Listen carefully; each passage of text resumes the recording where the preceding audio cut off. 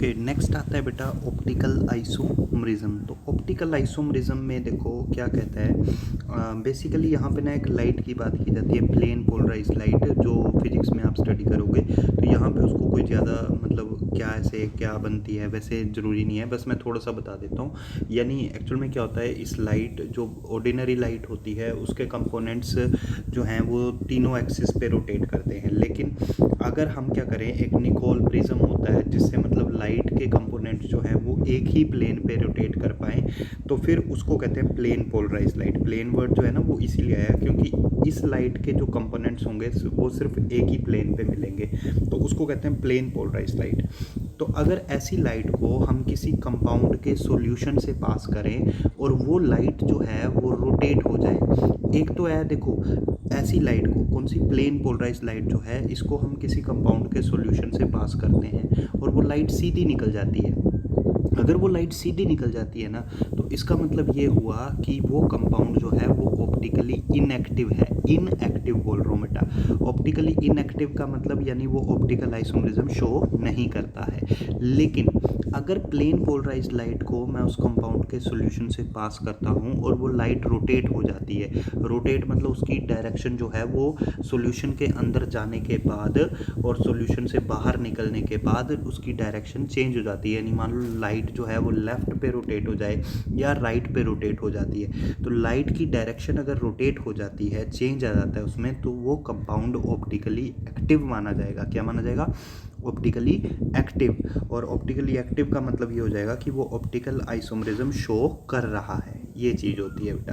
तो ये है, तो देखो वही चीज़ यहाँ पे बताई हुई है। सर्टेन कंपाउंड्स, कुछ कंपाउंड्स जो हैं, कहता है rotate the plane polarized light, यानी प्लेन पोलराइज्ड लाइट को रोटेट कर देते हैं when pass through their compounds, यानी जब वो जो लाइट है वो उन कंपाउंड से पास की जाती है। बेसिकली ये सॉल्यूशन भी लिखा हुआ है, तो उनके कंपाउंड्स के जो सॉल्यूशंस होते हैं उनसे अगर पास की जाती है तो कुछ कंपाउंड्स कहता है लाइट को रोटेट कर देते हैं। और वो कंपाउंड्स जो लाइट को रोटेट कर देते हैं, सच कंपाउंड्स आर ऑप्टिकली एक्टिव, उनको कहना है वो ऑप्टिकली एक्टिव हैं, और हम कहेंगे दे शो ऑप्टिकल आइसोमरिज्म। तो वो ऑप्टिकली एक्टिव भी है और ऑप्टिकल आइसोमरिज्म भी शो करेंगे, ये है। अच्छा, और ये जो रोटेशन होती है लाइट की, इसको मेज़र कैसे करना है? इसको मेज़र करने के लिए कहता है एक इंस्ट्रूमेंट होता है पोलैरीमीटर, वो लगाया जाता है। तो ये देखो, the rotation of light is measured by polarimeter. तो रोटेशन को किससे मेज़र करना? पोलैरीमीटर लगा के मेज़र करना। अच्छा, if the compound rotate the plane polarized light to right side, अगर कंपाउंड जो है वो प्लेन पोलराइज्ड लाइट को राइट साइड पे रोटेट करता है, तो हमने कहना है ये डेक्स्ट्रो रोटेटरी हो गया। क्या हो गया? ये डेक्स्ट्रो रोटेटरी हो गया। यानी और इसका सिंबल क्या बनेगा? डी या पॉजिटिव, छोटा पॉजिटिव बनाना है या छोटा डी लिख देना है, तो डी या पॉजिटिव। कब बेटा? अगर ये लाइट को राइट पे करेगा तो डेक्स्ट्रो रोटेटरी हो गया, और अगर लाइट जो है वो लेफ्ट पे रोटेट होती है तो लेवो रोटेटरी हो जाएगा। जैसे ये देखो, if the compound rotate the plane polarized light to the left side then it is known as levorotatory। और levorotatory का सिंबल क्या होगा? या तो ये स्मॉल l लिखा जाएगा या नेगेटिव लिखा जाएगा। अच्छा, लेवो से, मेन लेवो से याद रखना कि L for left, L for लेवो, ऐसे है। सुने मेरी बात ध्यान से बेटा, L फॉर लेफ्ट और L फॉर लेवो। यानी अगर लाइट जो है वो लेफ्ट पे रोटेट होती है तो आपने बोलना है लेवो रोटेटरी हो गया। लेवो रोटेटरी का मतलब हो गया लाइट जो है वो लेफ्ट पे रोटेट होगी। और जस्ट इसका अपोजिट फिर अपने आप समझ जाओगे, अगर लेफ्ट पे रोटेट होगी तो लेवो, राइट पे रोटेट होगी तो डेक्स्ट्रो। ठीक है, और डेक्स्ट्रो का सिंबल क्या होगा? स्मॉल डी या पॉजिटिव, ये है। अच्छा, नेक्स्ट आता है कंडीशंस फॉर ऑप्टिकल आइसोमरिज्म। अब कंडीशंस ऑर्गेनिक में तो बड़ी आसान है बेटा, पहली दो कंडीशंस होती हैं, लेकिन अभी हमने आपने यूज़ एक ही करनी है। जो दूसरी कंडीशन है ना, ये वाली, ये कोऑर्डिनेशन चैप्टर में यूज़ होती है, पर क्योंकि यहाँ टॉपिक पढ़ रहे हैं तो लिखनी हमने दोनों ही होती है, पर इसको कोऑर्डिनेशन के जब मैं आपको करवाऊंगा ना तब वो ये चीज़ आ जाएगी बेटा, रेपिटेशन में हो जाएगी ये। ठीक है, तो अभी कंडीशंस चलो पढ़ लेते हैं। लेकिन तो पहली कंडीशन और जो हमने यूज़ भी करनी है ऑर्गेनिक में वो ये है, मेन ये है कि all the groups attach to the carbon are different. अब कार्बन से पहले तो मेरे को ये बताओ, कार्बन बॉन्ड्स कितनी बनाता है? कार्बन बनाता है 4 बॉन्ड्स। अच्छा, 4 बॉन्ड्स बनाता है, तो अगर उन चारों बॉन्ड्स में जो ग्रुप लगे हैं वो अलग अलग ग्रुप लगे हों तो हम कहेंगे कार्बन जो है वो अभी वो जो कंपाउंड है वो ऑप्टिकली एक्टिव हो जाएगा, और वो जो कार्बन है उसको हम कहेंगे स्टीरियो सेंटर। क्या कहेंगे उसको? Stereo centre. और या फिर असिमेट्रिक कार्बन। देखो सिमेट्रिक का मतलब क्या होता है? एक जैसा। अब ये ए लग गया साथ में, असिमेट्रिक मतलब बिल्कुल अलग अलग। तो वही तो ये कह रहा है कि कार्बन के साथ 4 ग्रुप लगे हैं, चारों अलग अलग होंगे, तो वो असिमेट्रिक कार्बन होगा, और वो कंपाउंड हो जाएगा ऑप्टिकली एक्टिव। तो ये है बेटा। और देखो आसान से वर्ड्स में मैं बोलूँ तो सिंपल बात ये है कि आपको पता लगाना है कि ये ऑप्टिकली एक्टिव है या नहीं है। आपने सिंपल सी बात ये देखनी है, कार्बन को देखना, कार्बन के साथ जो 4 ग्रुप लगे हैं, अगर वो चारों ग्रुप अलग अलग हैं तो आप बोलना ये ऑप्टिकली एक्टिव है। सिंपल है, ये चीज़ है। और दूसरी कंडीशन अभी यूज़ नहीं करनी है बेटा, बस ऐसे ही पढ़ लो और याद रख लेना। ये कोऑर्डिनेशन में सिखाऊंगा मैं आपको, ठीक है।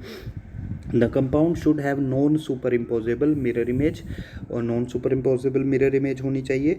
और such compounds are said to be chiral and the properties known as chirality. तो ये है, तो ये मैं आपको उधर सिखाऊंगा। मेन अभी हमारा काम सारा इसी से चल जाएगा, ऊपर वाली कंडीशन से ही, कि कार्बन के साथ, ये वाली कंडीशन से कि कार्बन के 4 ग्रुप जो होंगे वो चारों अलग अलग होंगे। जैसे देखो अभी ये आ गया आइसोप्रोपाइल अल्कोहल। आइसोप्रोपाइल सिखा देता हूँ पहले, तो मैंने पहले भी बताया था, मैंने कहा था आइसोप्रोपाइल में क्या होता है, 3 कार्बन होते हैं। अपने फिंगर लो, तीनों फिंगर लेफ्ट हैंड की, अंगूठा और छोटी फिंगर को एक दूसरे से पकड़ लो और तीनों फिंगर्स लो, तो तीनों फिंगर्स मतलब 3 कार्बन है। दूसरे फिंगर से टच करो दूसरे हाथ के, उन तीनों में से जो बीच वाला जो बीच वाली फिंगर है, यानी वो बीच वाला जो कार्बन है, अगर उससे ग्रुप लग जाए तो वो आइसोप्रोपाइल हो जाता है, ठीक है। 3 कार्बन है, अगर ग्रुप जो है वो बीच वाले कार्बन से लग जाए तो वो आइसोप्रोपाइल होता है। तो ये है, ये देखो 1 2 3, और ग्रुप बीच वाले से लग गए तो ये आइसोप्रोपाइल होता। अगर ग्रुप इधर लगा होता स्ट्रेट चेन में तो वो एन प्रोपाइल होता है, ये है। तो चलो इसका पता लगाना है कि ये ऑप्टिकली एक्टिव है या इनएक्टिव है। तो हमने क्या कहा है, कार्बन के चारों ग्रुप अलग अलग होने चाहिए। तो देखते हैं, देखो OH, CH3, H और CH3। अब यहाँ पे ध्यान दो जरा, 2 ग्रुप, एक ये CH3 और एक ये CH3, बोलो चारों अलग अलग हैं? नहीं है। जो मैंने ये ग्रीन कर दिए, ये दोनों सेम नहीं हो गए बेटा? सेम हो गए तो ये ऑप्टिकली क्या हो जाएगा, ये ऑप्टिकली हो जाएगा इनएक्टिव, यानी अकायरल, ठीक है। तो ये चीज़ है बेटा। अच्छा नेक्स्ट देखते हैं, नेक्स्ट एक और ये कह रहा है, ये है सेकेंडरी ब्यूटाइल अल्कोहल। क्या आ गया? Secondary butyl alcohol. तो सेकेंडरी ब्यूटाइल अल्कोहल का पता लगाते हैं। अब देखो कभी भी आप एक बार के लिए इसको छोड़ दो, आपने सेकेंडरी ब्यूटाइल अल्कोहल अपने आप बनाना है। तो देखो कैसे बनाना होता है। तो सेकेंडरी ब्यूटाइल अल्कोहल के लिए सबसे पहले तो सेकेंडरी को याद करो बेटा। सेकेंडरी में मैंने कहा था कि 2 डिग्री में CH होता है, और अल्कोहल मतलब कौन सा ग्रुप लगा दो इसके साथ? OH ग्रुप लगा दो। ये OH ग्रुप लगा दिया इस तरह से। अब कार्बन की कितनी बॉन्ड्स बच गई? इस कार्बन की गिनो, 2 बॉन्ड्स बच गई। एक तो ये आ गई ना बेटा, और एक हाइड्रोजन के साथ आ गई, 2 बॉन्ड्स बच गई। तो उन 2 बॉन्ड्स को ऐसे बना दो। और अब टोटल कार्बन कितने हैं? ब्यूट, ब्यूट मतलब 4। तो एक तो ये आ गया, एक ये आ गया, मान लो CH3, 2 हो गए, 2 और रह गए, तो एक CH2, एक CH3, ऐसे बनाना होता है सेकेंडरी ब्यूटाइल अल्कोहल। तो इस तरह से आप बनाना सीखो बेटा इनको। और देखो यहाँ पे, तो ये बनाया हुआ है सेकेंडरी ब्यूटाइल अल्कोहल। ये देखो CH3 आ गया, ये C आ गया, C के साथ H आ गया, OH आ गया, और CH2 CH3 आ गया। अब आप ज़रा ध्यान से देखना, अब इस केस में ये देखो, एक CH3 है, दूसरा H है, तीसरा CH2 CH3 है, और फोर्थ OH है। ध्यान से देखो, अब इन चारों को मैंने कलर भी अलग अलग यूज़ किए। तो ये चारों ग्रुप कैसे हैं? सेम है या अलग अलग हैं? बिल्कुल अलग अलग है। तो जब चारों ग्रुप अलग हैं ना, तो ये जो कार्बन है इसको बोलेंगे असिमेट्रिक कार्बन, पीछे बताया ना, या स्टीरियो सेंटर। और ये कायरल भी हो गया, कायरल मतलब ये ऑप्टिकली एक्टिव हो गया। तो ये चीज़ है बेटा। तो ये इस तरह से आपने देखना है। अच्छा नेक्स्ट एक डेफिनेशन आ जाती है बेटा, ये नेक्स्ट क्या है? अनैंशियोमर्स। अब अनैंशियोमर्स समझने हैं तो देखो मैं आपको एक बात समझाता हूँ। जैसे आप ये देखो, होता क्या है, एक कंपाउंड, यानी कि जैसे ये है, देखो मान लो इस तरह से है, एक सेकंड बेटा, तो मान लीजिए कि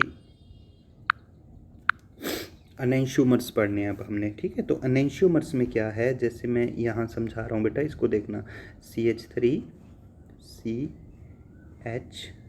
CHOH और यहाँ पे मैं लिख देता हूँ C2H5। देखो चारों ग्रुप अलग अलग हो गए, या एक सेकंड रुको, ये C लिख दिया, H इधर OH लिख दिया, यहाँ पे मैंने Br लिख दिया और यहाँ पे मैंने CH3 लिख दिया। अब इसके चारों ग्रुप देखो अलग अलग हो गए।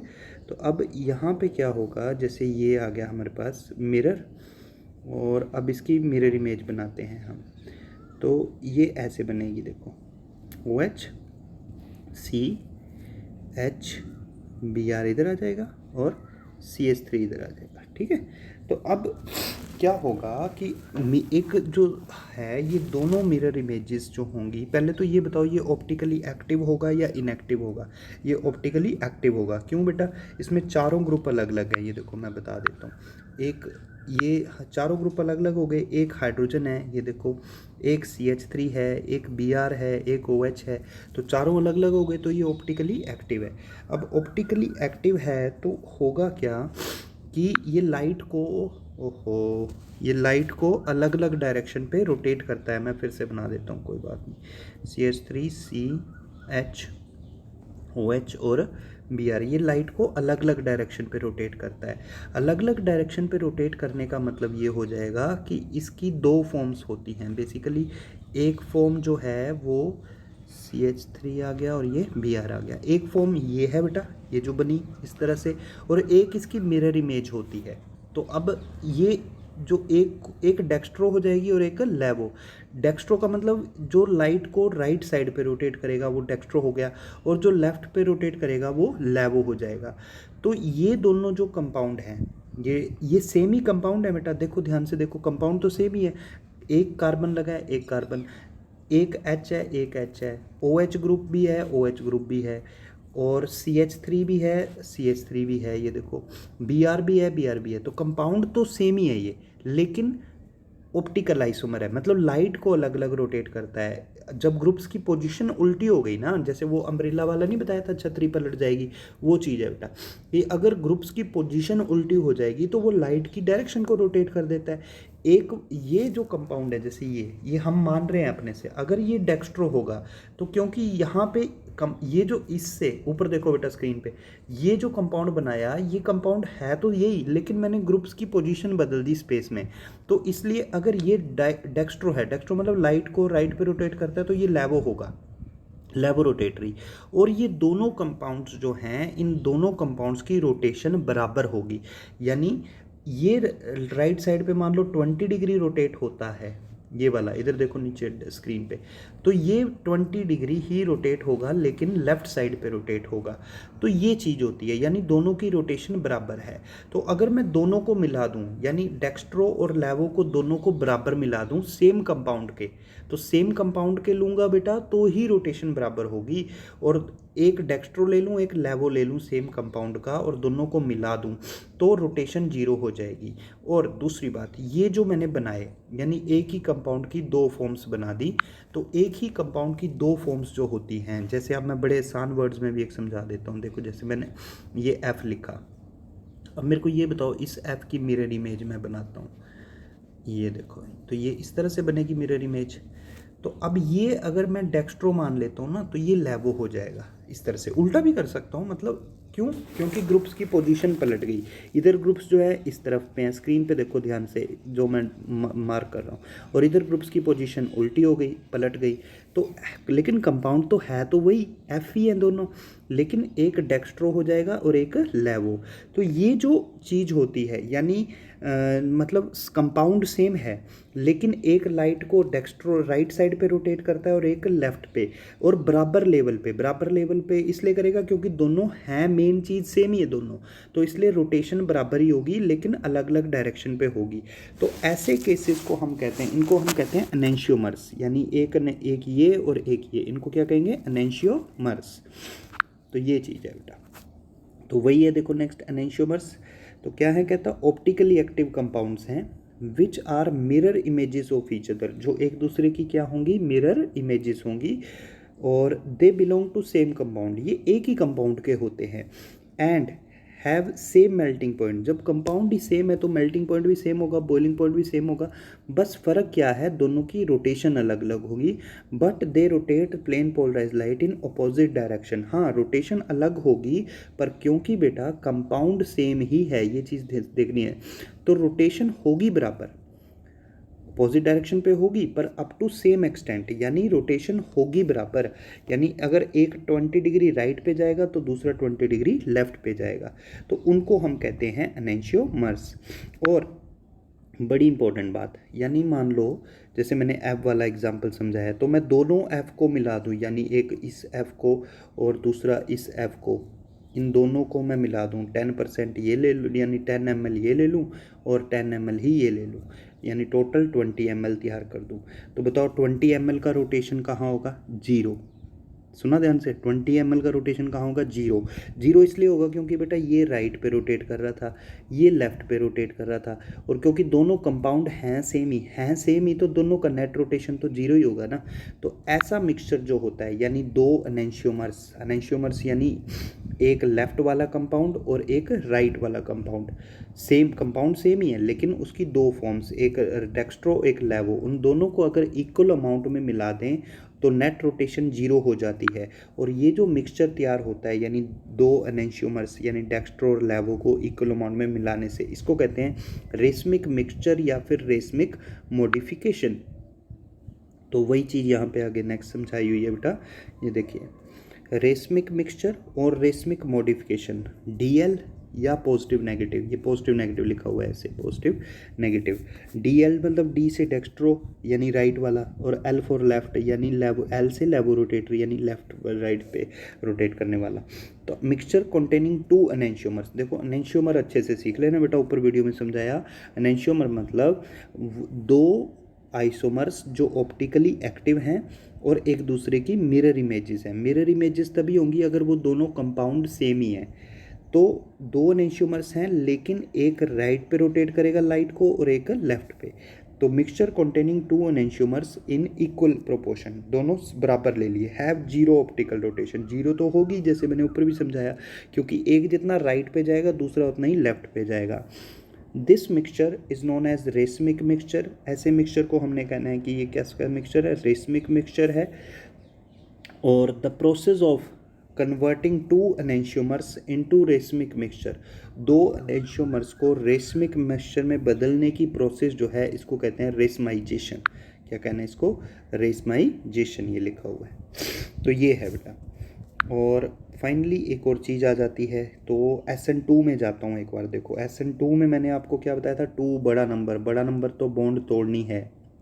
अच्छा, बॉन्ड तोड़नी है तो कौन तोड़ेगा, जहाँ भीड़ ज़्यादा होगी, यानी 3 डिग्री तोड़ेगा।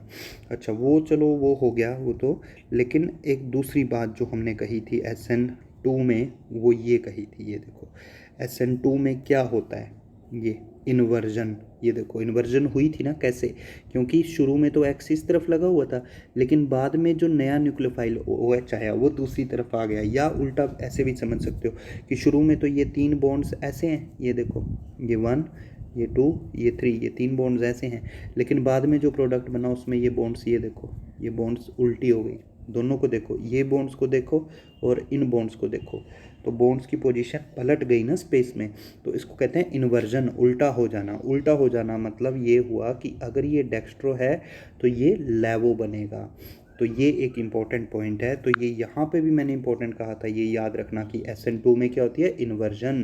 तो इन्वर्जन का मतलब ये हो गया, ये देखो वही चीज़ यहाँ समझाई गई है, ये देखो कि if reaction is performed by SN2 mechanism, SN2 से करते हैं, तो SN2 में क्या होती थी, inversion which involves inversion of configuration.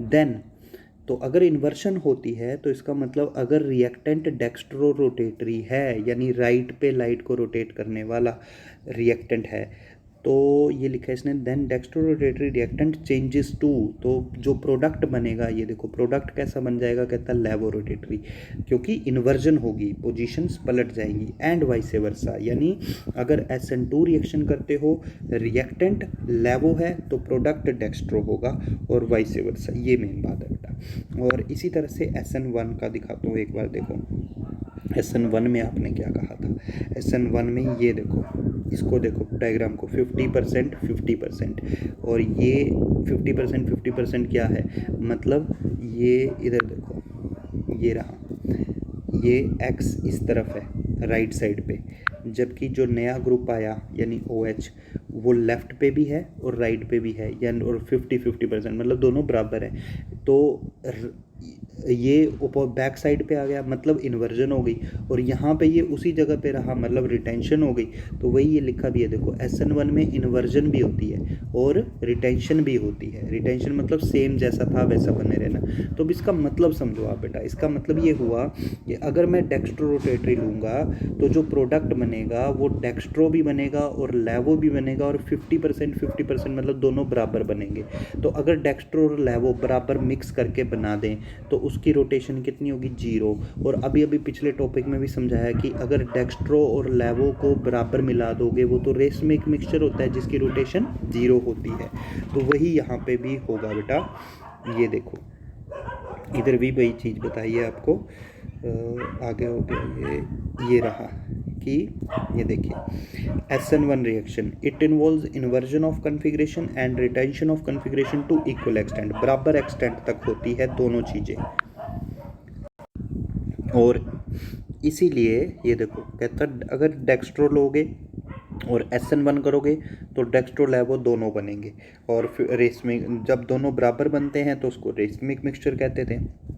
और यही चीज़ यहाँ पे भी कह रहा है, अगर लेवो रिएक्टेंट है तो 50% लेवो बनेगा, 50% डेक्स्ट्रो बनेगा, यानी रेसमिक मिक्सचर बन जाएगा।